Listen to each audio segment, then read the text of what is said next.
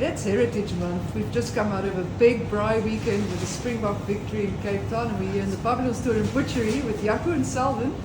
Jaco, I take it you did a lot of braaiing this weekend. How was your braai? Absolutely. There was, I mean, you can't celebrate a weekend like this weekend without a braai.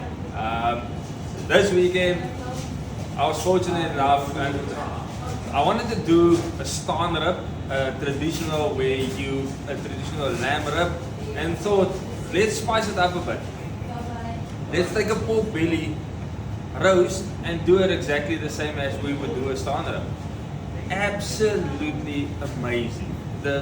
It's the most tender piece of pork belly I ever had. Salt and pepper, a lot of lemon juice. That's all I ate this weekend. So I don't know about you. It sounds nice. No, unfortunately I was working, but I was slicing up a lot of meat for people that was braaiing. Oh, that is nice.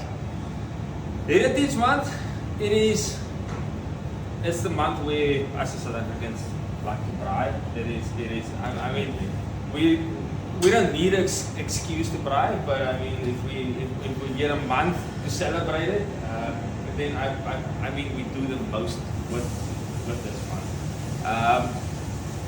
And today I want to focus a bit today on lamb. I'm a very big lamb lover. I love lamb. And I mean, there is your traditional loin chops and stuff that you can braai.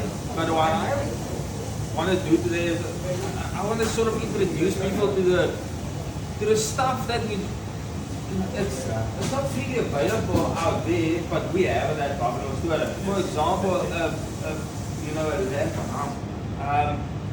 Not a lot of people know about a lamb rump. So, for example, we do a lamb rump on a espetara skewer. It's your normal lamb chops. We just debone it and we put it on a skewer and you can braai it. It is most probably of the most tender pieces of lamb you can get, and also some of the most flavorful lamb that you can get. And I mean, if you can. Normally, it's just a salt and pepper for me. I'm an old school salt and pepper guy. I don't like the new style rubs and stuff like that. But I mean, at Babylonstoren we have a lovely, I think it's a olive. It's an olive rub. I'm not sure if we have it here. Olive and shiraz rub that we have. That is very nice. That goes with your lamb. One question, Jaco. When you've got all those chops on a espetara, what about the little fatty bits in the middle? Do you need to take them off just to ensure that everything gets brown and all the fat gets rendered, or do you just braai it as is? You can, but you can braai it just as it is as well. There is sometimes that it does tend to not cook on the inside, but I mean, if you feel like your fat is not rendered out enough, then you can take it off the skewer and just put it back on the fat side on the fire, and that works perfectly. And also with the lamb rump, it's very important just to treat it like a steak. Just remember, we do cook our lamb to a nice pink, so if you compare it to beef, it would be a nice medium. Give it nice time to rest as well, but obviously just please treat it like a steak and you will find it more succulent, very nice and tender. Shelvin, those little chicken wings there, they're always a winner for a little party starter for the kids. Yes, always a nice little snack. We don't like our marinades as much as we do tend to keep to salt and pepper, but as you see, we've got some nice rubs. Jaco tried out the lemon zesty one the other time with the chicken and it works fantastically well. Excellent. So what on the beef side would you recommend, Shelvin? On the beef side, we've got a very big range. Starting off with our boerewors, always a winner. Traditional style. And then if you want to move... Just to come in there is, we've also we're also currently catering for sort of both types of people.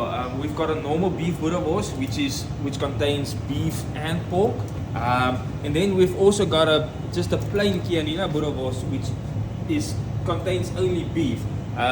Both of them fold into a lamb casing. So I mean, if you're somebody that does not like pork, I mean, there's a Kianina range for you that only contains beef, and then the casing is lamb, and then here we add about a 70% beef and a 30% pork in our beef boerewors.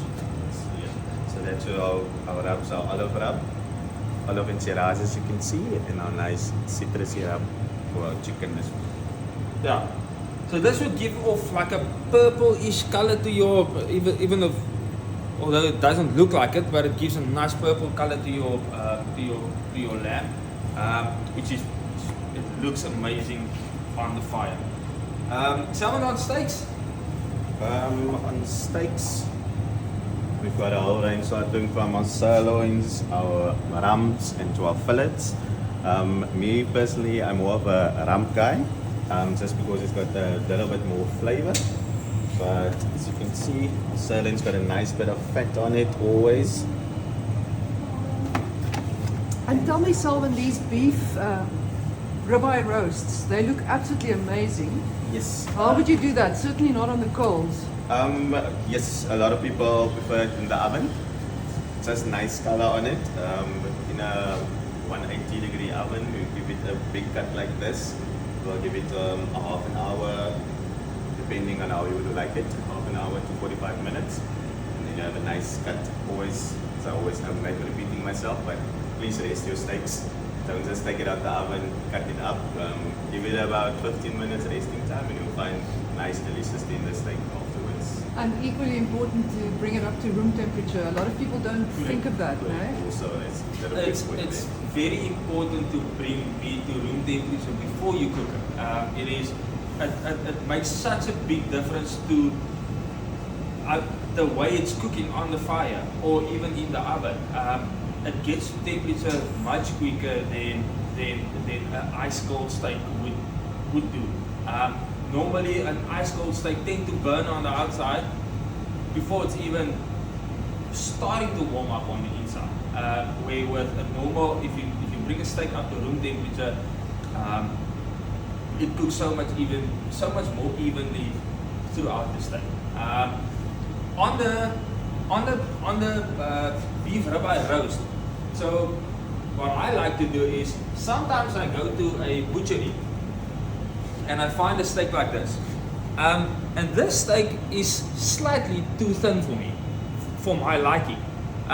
It's perfect steak for 90% of the people, but I like a nice and thick steak. So what I do is I buy a ribeye roast, and then I slice my steak as thick as I want my steak to be, which is absolutely amazing. So yes, you can buy it, cook it in the oven, or cook it as a roast, but you can also take that home and slice it yourself as to the thickness that you would like of your steak. That is a very good idea that I didn't think of. So the butcher is giving us butcher tips here, which is excellent. The same with the sirloin. The sirloin roast, you can cut your steaks as thick as you want. If other way around as well. So if that steak is slightly too thick for you, buy a sirloin roast, slice it thinner. So you can slice it the way you want it.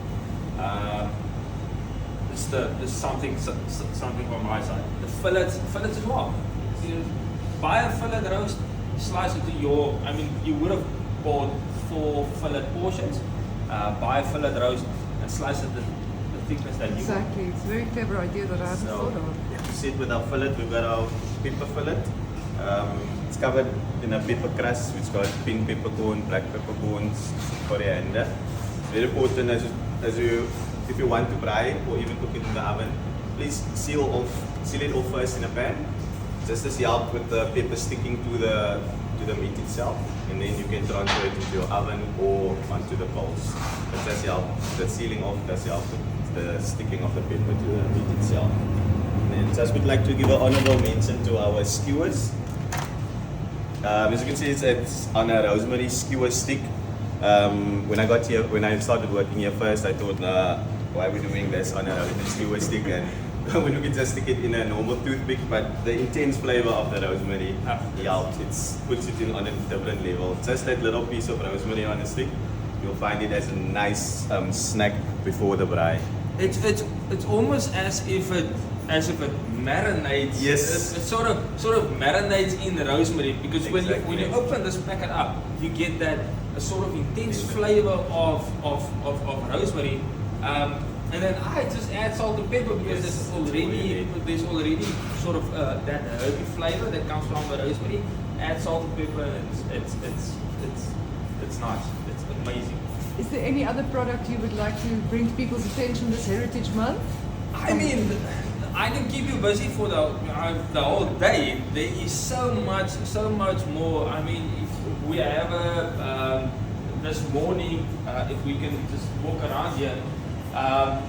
So what we did was we took some of our pork bellies and sliced it and rolled it up and put it on a rosemary skewer.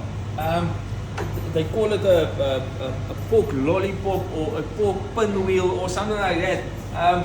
But I mean, if you want to entertain people, it is amazing.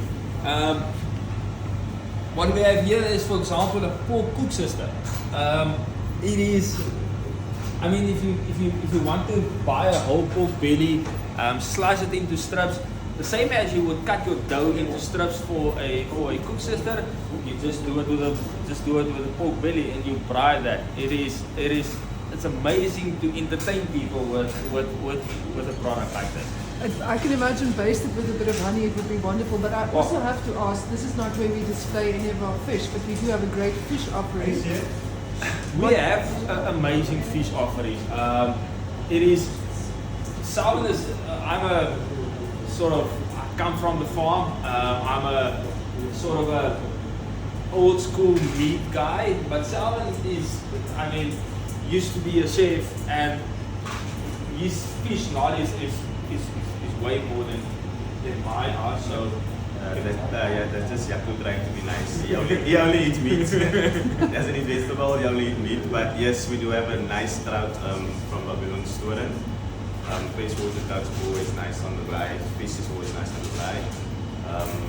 It's about 300 to 500 gram piece of fish. it's a very nice whole fish Yes. that you can put on the braai. And or with trout, let's say, with the nice little bit of smoke on the braai, it's always a winner. And then we also have I'm not very familiar with it, but we've got a very nice fish fillet range as well, which always works nice. I'm a guy that always likes to. So if I do braai fish, I like to put tin foil on my braai grip, put my fish fillets on top of that, and then close that and add a little bit of lemon, pepper, salt, spice mixture, and then sort of skin side on the tin foil. That's my sort of go-to when I braai fish. I don't know if it's going to work with maybe the trout and stuff like that. Yes, it does work. I'm more of a crispy skin on the braai kind of fish guy. So you would flip it around. Yes, I'll So braai you like would that. skin side up and Yes, but also with the butter and the lemon, always tasty. like a little butter cream on the side with a bit of lemon. Yes, that's about it. Excellent. I think everybody has plenty of braai inspiration. Oh, Thank you so much. There's a lot. There's a lot you can do. Thanks. Thank you very much. Thank you very much.